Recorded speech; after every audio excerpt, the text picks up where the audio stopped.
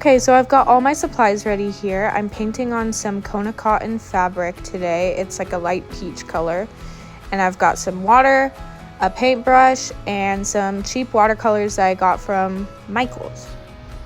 I'm painting this landscape in a hoop that's bigger than the one I'm gonna put at the very end because I want to make sure that the color goes all the way to the edge without staining the hoop or anything.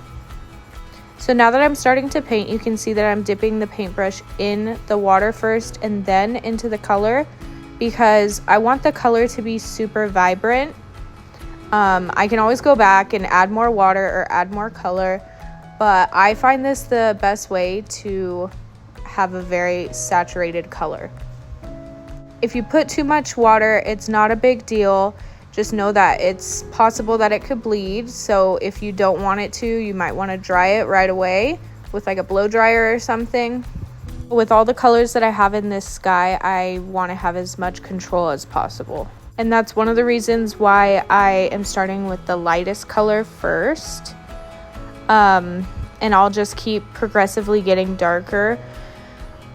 I do this because then I can always go back and add color to it.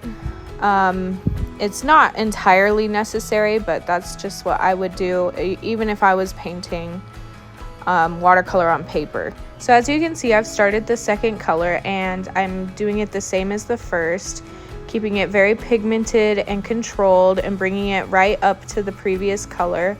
I don't mind if the colors mix, but I'm not trying to get it super wet and mix the colors yet. I am going to be continuing with the same pattern for all of the colors, so I am about to speed it up a little bit. But just so you know, this is the real time, how long it takes. It is a little time consuming, but a lot quicker than stitching a whole sky, and it's totally worth the end result.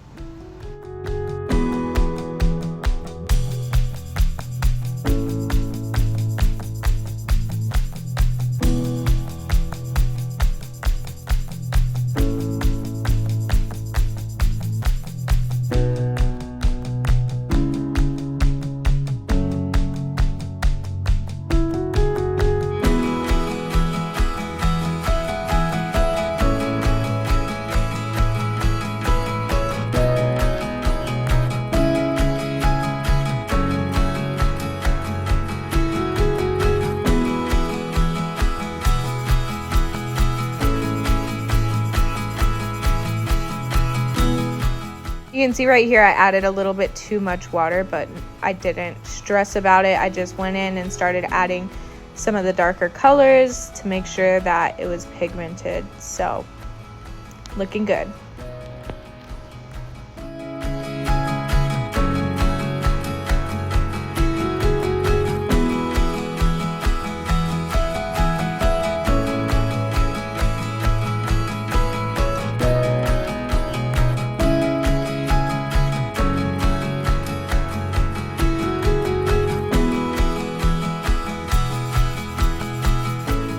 So this is the fabric after it's dried, and I really like the look of it, the kind of like watercolor bleeding that's going on and all the colors. They're not quite as vibrant as before, so I'm gonna stitch and then come back to see if I want to add any more.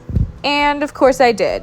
So here we are. The whole hoop has been stitched, but I want to, I guess, add a little bit more pigment to the sky. So I'm going in with a thicker brush. I wish I didn't though. I wish I used a different brush, but you'll see I just switch it kind of back to a regular one. And I'm adding in some darker colors. I especially wanted some brighter, darker colors towards the top, but I end up kind of doing the whole thing.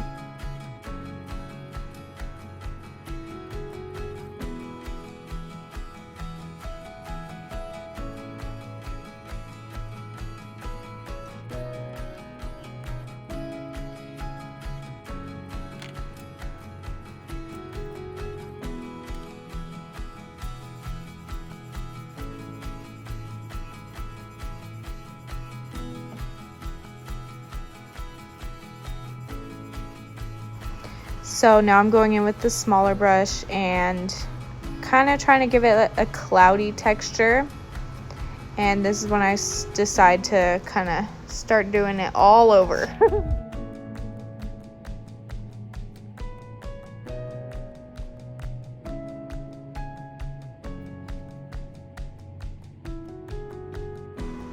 I'm not super nervous about painting near the floss in this situation because the string is a darker color, so I don't think it's going to affect the color very much.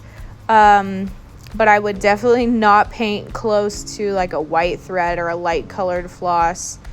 And even though I am getting close in this situation, I still bring out an even tinier brush so I can get in some of those like nooks and crannies.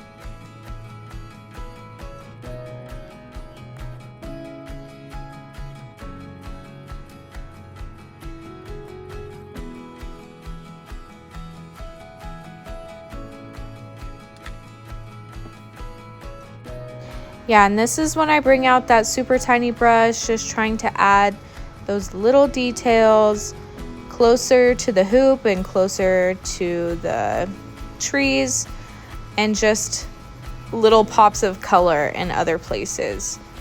If you're not planning on coming back to the sky after you've stitched, you're definitely not going to need more than one size brush. I just ended up doing it because, well, I had the brush on hand and I just decided to keep going. So if you're like me, maybe have a couple brushes on hand, but not necessary.